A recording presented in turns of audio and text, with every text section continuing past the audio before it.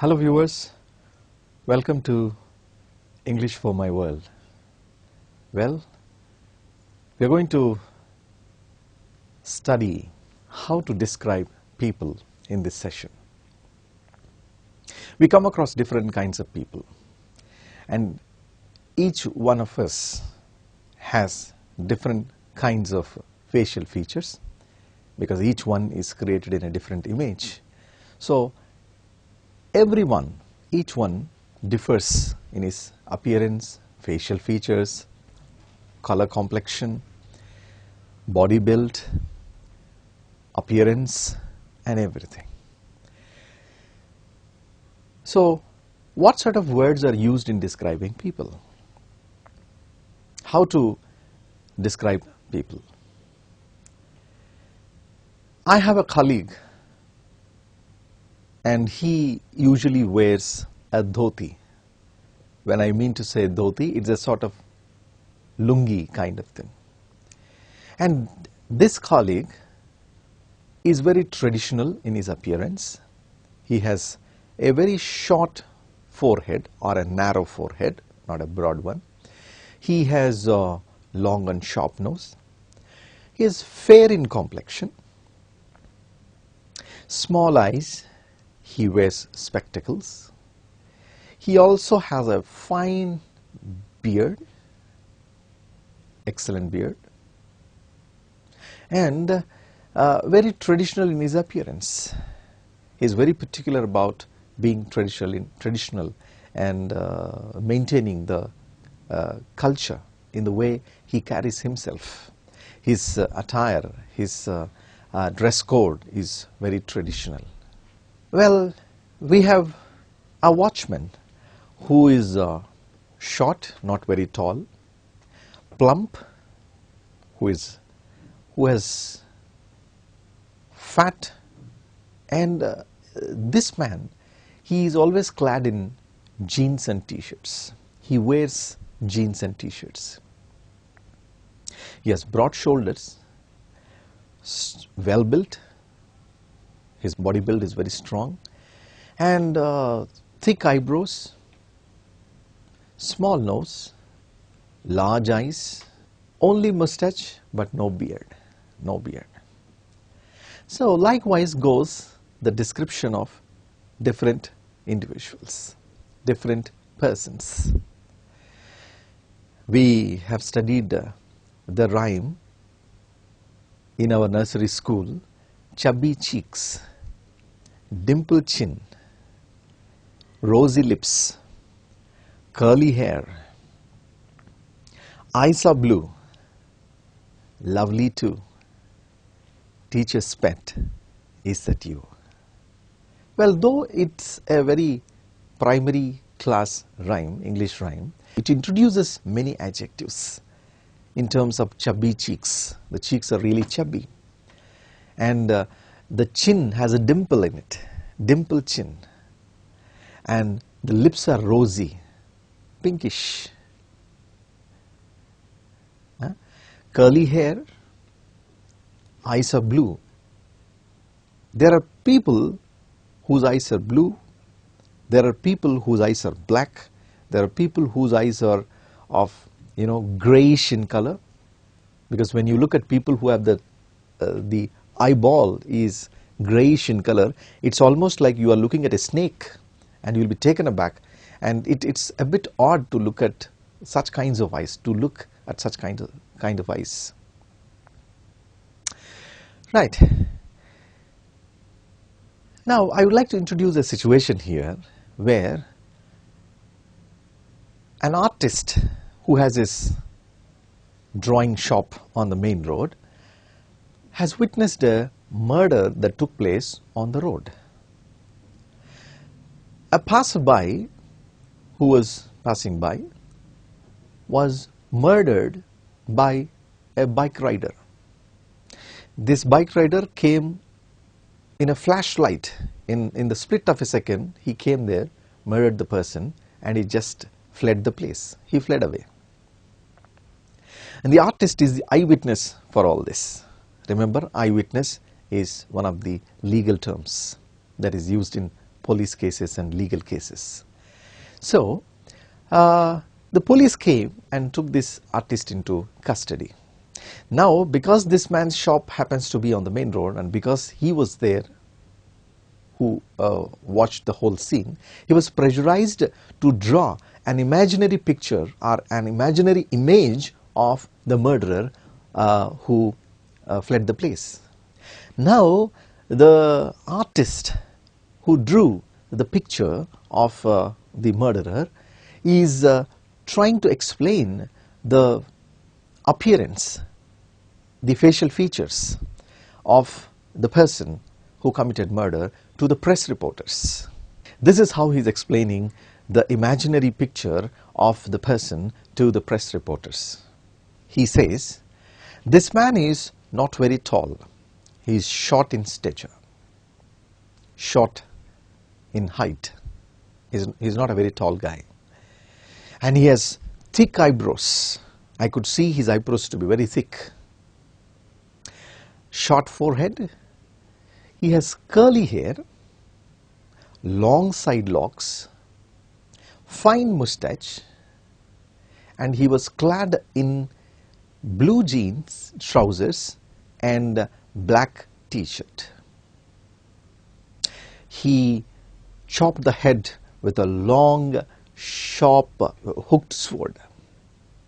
Because knife is something that is used in the kitchen, sword is something that is used to chop the heads or cut the heads. So, a long, sharp, hooked sword was used in chopping the head of the passerby. So, this is how he explained, and he also spoke about the person who committed the murder. So, what sort of words are used in describing the person or in explaining the facial features or the external appearance of a person who committed the murder? Well, the expressions that are used are: 1, short and plump. This guy was not very tall, he was short and plump. When you say plump, a person who has fat in his body, who is not very lean and thin. And I have used words such as fine moustache,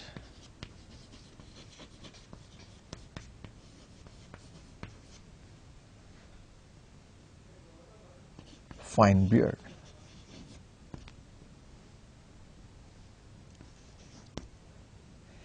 clad in jeans trousers, clad in jeans trousers. He was wearing jeans trousers when I use the phrase clad in, dressed in jeans trousers. Long side locks.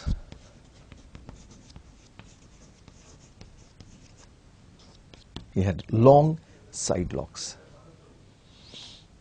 Wheatish complexion. He was neither very fair in complexion nor very dark. Wheatish complexion. And the description goes on and on and on. Long, sharp, hooked sword. Now, if we look at these phrases or expressions, short, not very tall. When you actually appreciate a man, people use the phrase TDH, and the full form of TDH is tall, dark, and handsome. When you appreciate a man about his smartness, you call him he's handsome. When you appreciate a lady, you call her to be beautiful or pretty or cute. But beautiful cannot be used for describing men, and handsome cannot be used to describe the beauty of a woman. So one should be very careful in using these terms. I have seen one men's hair salon with the name Beauty Hair Salon. You see? Okay. So, fine mustache or fine beard, long side locks, wheatish complexion. He is neither very dark nor very fair, but wheatish, brownish complexion, long, sharp, hooked sword. All these expressions were used by the artist in drawing the picture or image of the person and also explaining it to the press reporters or the journalists. Based on that, they have released an imaginary picture of the person who committed the murder. So, let us look at some more expressions that are used in describing people. Well, the expressions are broad shoulders,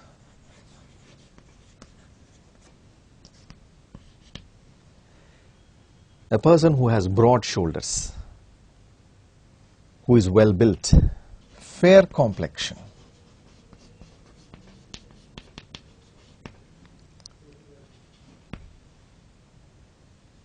hooked nose. The nose is it's in the form of a hooked nose. Thick eyebrows,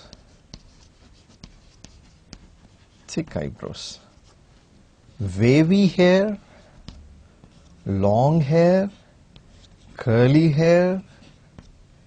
So silky hair, soft and silky. So all this is used to describe hair. You can never ever say white hairs. You know, it has to be only grey hair. It cannot be white hairs. And you know, even complexion, color complexion, instead of saying white in color, black in color, it is better if we say fair in complexion, dark in complexion, wheatish in complexion is a much better term when compared to white and black. So this is hair, eyebrows, hooked nose. Okay, it can also be flat nose or small nose, crooked teeth.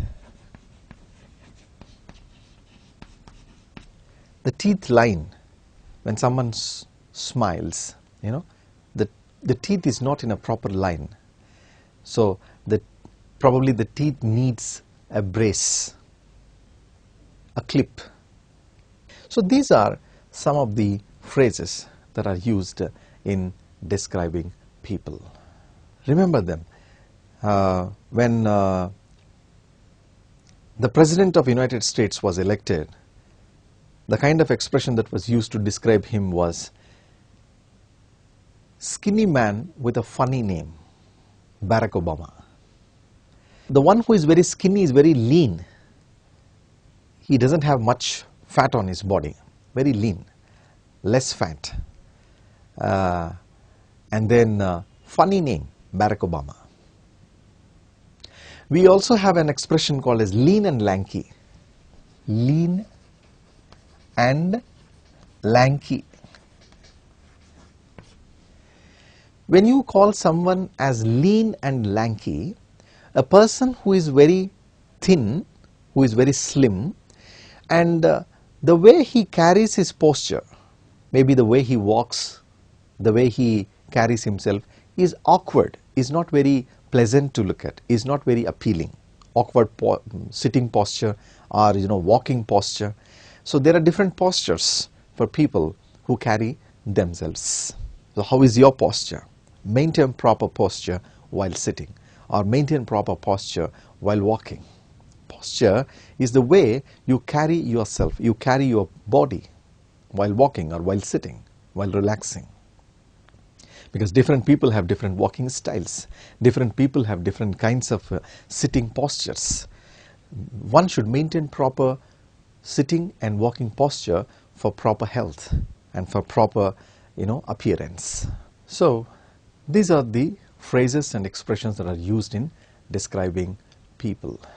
Let us also look at some of the phrases and expressions that are used in describing a place. A place is described, people are described, weather is described. So these are all describing words which are nothing but adjectives. Adjectives are describing words. When you visit a place, you have different kinds of feelings about the place. When you go visit a place, you appreciate the place and you express your feelings, your ideas, your emotions, your views about the place in different ways. For instance, when we talk about a classroom, a regular classroom, it can be well aerated, well ventilated classroom, well furnished, where you have all the facilities and amenities required. When you talk about maybe home, usually home is what comes to our picture when we talk about a place. Very cozy and well maintained, well furnished, spacious, neatly arranged home. When we go to a place, when we describe a scenery and greenery, breathtaking scenery, such a wonderful space. It has beautiful lung space, completely green, clean and green everywhere. It is perfectly in the lap of nature, full of oxygen, no pollution at all. I can also listen to the chirping of birds. One can listen to the chirping of birds. You know, that's something very euphonic to listen to, chirping of birds. Because in this din of pollution and in this hustle and bustle of traffic noises, it's a rarity to listen to the chirping of birds. We love to, don't we? Yes. And when we describe a particular object, we describe it in different ways. For instance, it's very slim, easy to handle. A mobile phone, for example, for instance, easy to handle. Such a slim gadget or device. All wonderful, easy to use features, user-friendly features. I can easily go through the software. You know, even in softwares, we have two kinds of softwares. One is Windows phone and the other one is Android phone. Now, Android phone is of huge demand. People prefer Android when compared to Windows.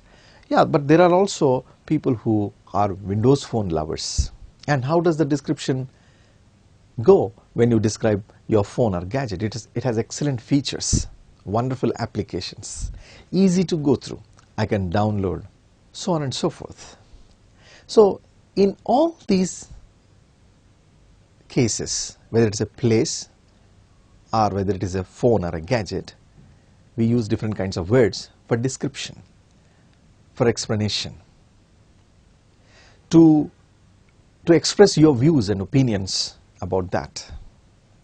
Let us understand and let us remember them and try to use them in our day-to-day communication. Here we go. Well, when I said classroom, I said it is well aerated or well ventilated. When I spoke about home, it's cozy, not clumsy. So a home that is cozy is clean, well maintained, very neatly maintained, and well furnished or fully furnished. What does it mean by well furnished or fully furnished? A home that has all the facilities, complete woodwork, all the amenities. The other word for facilities is amenities. And when I spoke about a scenery, a park or a garden, I used words such as breathtaking. Such a breathtaking scenery. I can listen to the chirping of birds. away from the hustle and bustle of the city, the noisy pollution of the city. Lap of nature.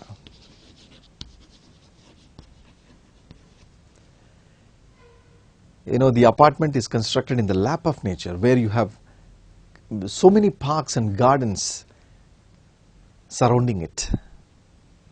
And it is full of oxygen. Full of oxygen. You see most of the apartments using these kinds of words in advertising their ventures to attract customers, to attract buyers. Lap of nature, full of oxygen. And when I used the words to describe a gadget or a device, I said it is slim, user-friendly, most importantly.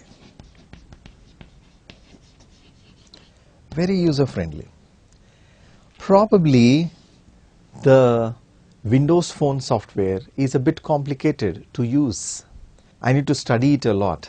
Whereas when it comes to Android software, it is such easy software to read, to learn, to understand, to download anything, to upload anything, to delete something, to add anything.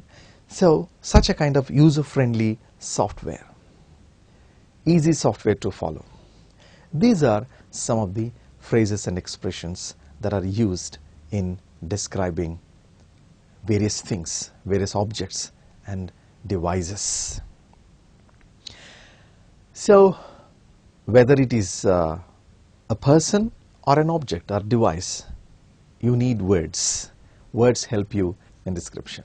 We have already seen weather. In one of our sessions, we already discussed weather conditions, describing weather. We have different kinds of weather conditions.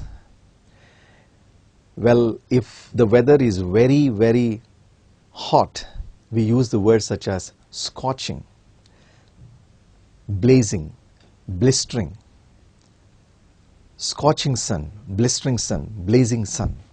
And if the weather is rainy, we use the words such as inclement weather. The weather that is very cloudy and rainy, and it is foggy and chilled weather is rainy. And when it comes to winter, we use words such as foggy winter morning, chilled winter morning, and thick fog. Thick fog is always a big problem for the pilots who take off the flight. And winter is at times bone-biting. It is bone-biting winter. For example, if you think about places like Jammu and Kashmir, it is is so cold where the temperatures are freezing temperatures, minus degrees temperature, -3, -8. The temperatures are extremely cold, and you need to wear something very warm to keep yourself going, to keep the energy levels going. So their food habits, everything differ. So viewers, that's all about describing people, describing objects, and describing places. So remember all this when you use them in your communication, and be an efficient user of English language. Remember, words help you in constructing sentences. As grammar is important, words are equally important. And try to pronounce the words correctly. As far as possible, reduce the influence of mother tongue, and let your accent, let your pronunciation be as neutral as possible, so that the listener can easily understand what you are trying to convey, what you are trying to express.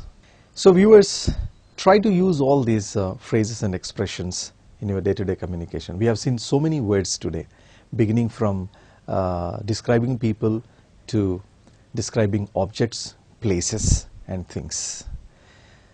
I hope the session was useful and meaningful to all of you. Thank you for watching.